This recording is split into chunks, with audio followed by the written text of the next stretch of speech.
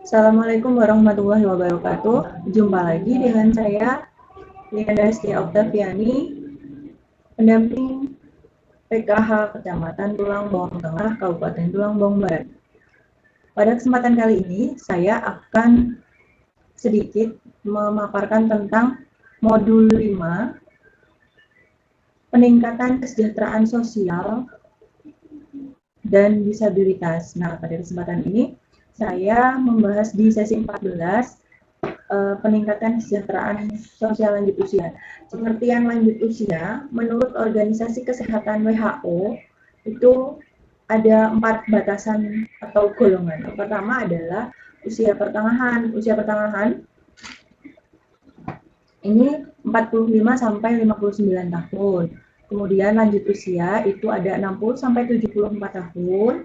Yang ketiga, lanjut usia tua itu 75 sampai 90 tahun, dan yang terakhir lansia sangat tua di atas 90 tahun.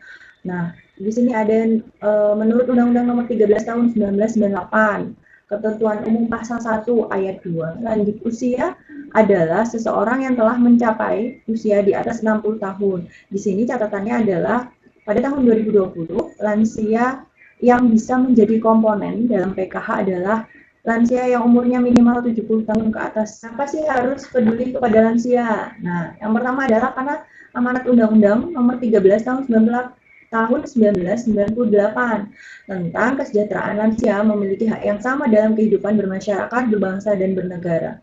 Kemudian, jumlah lansia itu meningkat.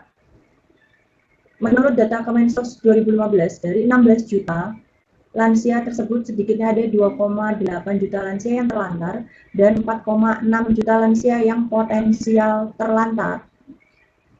Kemudian data juga menyebutkan bahwa banyak lansia yang terlantar. Ini adalah kondisi permasalahan lanjut usia. Yang pertama adalah kondisi fisik.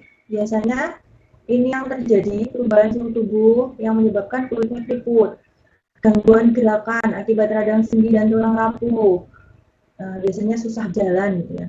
Kemudian gangguan panca indera, penurunan fungsi penglihatan, penciuman, pendengaran. Kemudian gangguan saluran kencing. Nah, ini biasanya pipis yang tidak terkontrol, ngompol. Kemudian giginya mulai goyah atau ompong sehingga mengunyah makanannya susah. Kemudian munculnya berbagai penyakit, Alzheimer, kepikunan, stroke, darah tinggi, radang sendi, dan lain-lain. Kemudian ini ada beberapa prinsip dalam melayani lansia. Yang pertama adalah tidak memberikan stigma atau cap kepada lansia. Tidak mengucilkan, kemudian menghindari sifat sensitif atau mudah marah, tersinggung. Tidak membesar-besarkan masalah. Kemudian menghindari sikap belas kasihan yang berlebihan. Yang kelima adalah memberikan kesempatan pada lansia untuk menunjukkan kemampuannya. Jadi mereka bisa mandiri.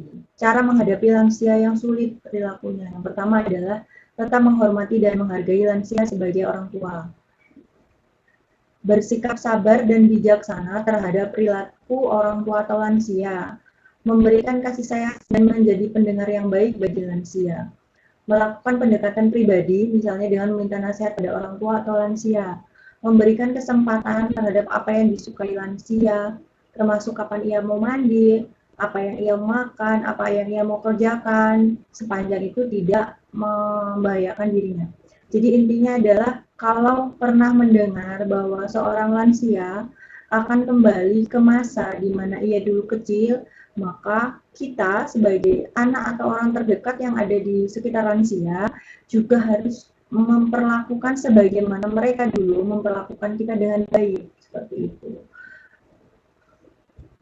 Nah, ini ada beberapa kekerasan dan penelantaran terhadap lansia. Yang pertama adalah kekerasan fisik. Ini biasanya contohnya kalau lansianya dicubit, dipukul, didorong sampai jatuh, kemudian tidak diberi makan, seperti itu. Ini kekerasan fisik adalah kekerasan yang dilakukan sehingga menyebabkan rasa sakit, luka, cacat, atau penyakit. Kemudian yang kedua adalah kekerasan verbal atau kata-kata. Ini adalah tindakan menggunakan kata-kata yang seringkali menyakitkan. Ini contohnya kita manggil nih, misalkan namanya Rum, padahal itu ibu kita, kita manggil Rum gitu. Jadi jangan sampai seperti itu, menghina, mengancam, menakut-nakuti, membentak, marah dengan kata-kata, itu contoh dari kekerasan. Kemudian yang ketiga adalah emosi. Emosi ini adalah tindakan atau sikap yang menimbulkan rasa tidak nyaman, menimbulkan trauma. Itu adalah termasuk penelantaran atau kekerasan. Ini contohnya membiarkan lansianya sendirian, membatasi bertemu teman, tidak peduli, mendiamkan. Gitu. Jadi lansia itu didampingi. Lansia itu diberi kebebasan untuk bertemu teman-temannya. Kemudian lansia itu diajak ngobrol, diajak bercanda, seperti itu. Harusnya seperti itu agar tidak terjadi kekerasan dan penelantaran. Kemudian secara finansial nih, kekerasan atau penelantaran dari segi finansial. Contoh kecil nih, misalkan lansianya baru dapat uang PKH. Nah, anaknya menggunakan uang tersebut tanpa izin lansia, itu juga termasuk dalam kekerasan terhadap lansia. Kemudian penelantaran lansia, ini di sini adalah tindakan orang di sekitar lansia yang membiarkan lansia tidak terpenuhi hak-haknya sebagai manusia. Contohnya, kita membiarkan nih lansianya misalkan kelaparan, kemudian membiarkan lansianya sakit, tidak diperiksa ke puskesmas atau dokter. Nah, lansia yang menerima bantuan PKH maka memiliki kewajiban untuk minimal 2 kali dalam setahun untuk memeriksakan diri di pusat kesehatan, misalkan puskesmas atau pos bindu atau pos lanjut usia.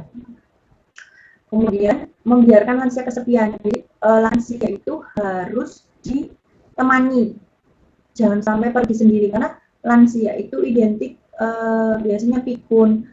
Banyak terjadi lansia yang tersasar. Maka ketika ingin berpergian, maka dampingilah lansia tersebut. Kemudian mengusir lansia dari rumah, tidak memberikan kesempatan beribadah, ditinggal sendiri dalam kurun waktu tertentu, kemudian tidak memperdulikan lansia, itu adalah bentuk penelantaran lansia. Ada beberapa lansia yang memiliki tipe, ini menurut Nugroho tahun 2000, tipe lansia itu ada 5. Yang pertama adalah tipe arif dan bijaksana. Ini biasanya lansia tipe model seperti ini, dia ramah, kemudian dermawan, rendah hati, sederhana. Kemudian ada lansia tipe mandiri.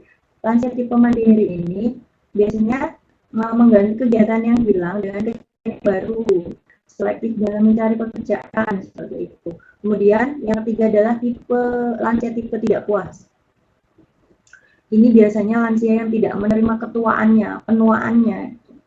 Jadi biasanya dia akan menjadi sering marah, sering baper, seperti itu. Kemudian yang keempat adalah tipe pasrah. Tipe pasrah ini biasanya menerima dan menunggu nasib baik.